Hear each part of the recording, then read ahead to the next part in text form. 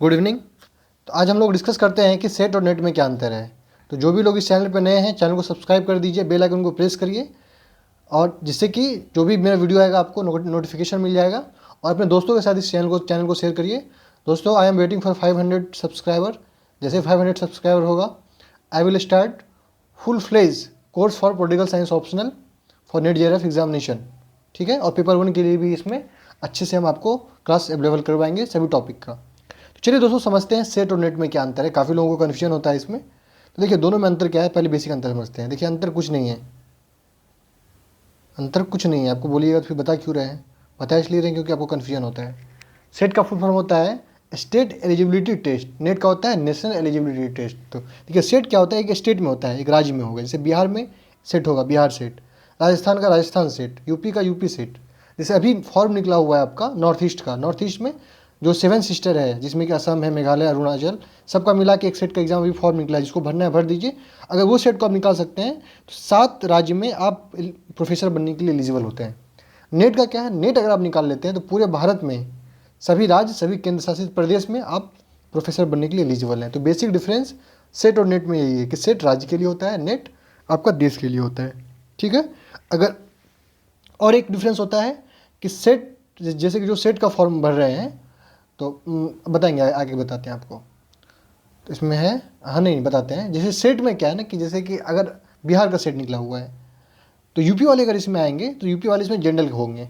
ऐसा नहीं कि आपको यहाँ पे रिजर्वेशन मिलेगा।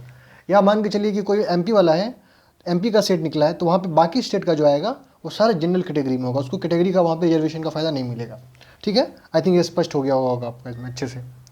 अब देखते हैं फॉर्म कौन भर सकता है। एक कमेंट में भी एक पूछी थी कि नेट का फॉर्म मेरा 62% है, क्या नेट का फॉर्म भर सकते हैं? तो देखिए दोस्तों, जनरल और ईडब्ल्यूएस के लिए है 55%। आपको अगर 55% है मास्टर्स में तो आप एलिजिबल हैं नेट और सेट दोनों के लिए। ओबीसी का क्या है, ओबीसी का, एससी एसटी का और वुमेन का, इसको 5% का कंसेशन मिलता है। मतलब अगर आपको 50% तक है तो भी आप भर सकते हैं 50% तक सारे सब्जेक्ट में। सारे सब्जेक्ट मिला के 50% होना चाहिए। ठीक है, इसको 5% का कंसेशन मिलता है। और बाकी जिसका हम इसमें चर्चा नहीं की है, बाकी को तो कंसेशन मिलता ही है। जैसे कि कोई जो दिव्यांग हैं, पीडब्ल्यूडी हैं, ठीक है, तो उन लोगों को मिलता है इसमें ज़्यादा, मतलब ज़्यादा उसको क्या बोलिएगा, प्रेफरेंस मिलता है। तो जनरल का 55%, ओबीसी, एससी एसटी, वुमेन का 50% का मिलता है इसको। ठीक है, शायद ओबीसी का नहीं मिलता है, एससी एसटी का मिलता है। एक बार इसको चेक कर लीजिएगा आप लोग, कमेंट में बताइएगा अगर आपको पता चलेगा तो।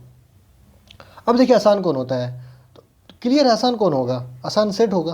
क्यों सेट आसान होगा? क्योंकि इसमें एक ज़्यादा पूरे देश के लोग बैठते नहीं हैं, तो कंपटीशन थोड़ा कम रहता है। नेट में क्या होता है कि पूरे देश के लोग बैठते हैं, स्टूडेंट बहुत ज़्यादा रहता है, तो बहुत ईजी हो, बहुत थोड़ा टफ हो जाता है।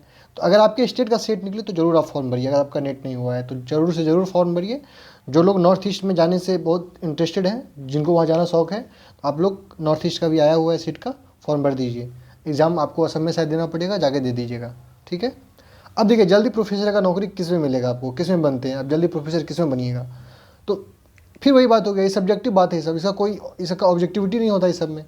कि जैसे मान के चलिए कि यूपी में वैकेंसी आया है, आप सेट निकाले हुए हैं एमपी का, तो आप यहाँ के लिए फॉर्म ही नहीं भर सकते। पहला चीज़, नेट निकाले हुए हैं तो आप सारा जगह एलिजिबल हैं, तो कहाँ है कि जल्दी, किस में जल्दी प्रोफेसर बन सकते हैं? तो नेट में आपका ज़्यादा संभावना है। क्यों? क्योंकि नेट में क्या होगा कि आप पूरे राज्य के लिए एलिजिबल हैं फॉर्म भरने के लिए, तो वहाँ पे संभावना बहुत ज़्यादा रहता है। सेट में क्या है कि एक स्पेसिफिक स्टेट के लिए आप एलिजिबल हैं। ठीक है, आई थिंक आपको स्पष्ट हो गया होगा। Thank you.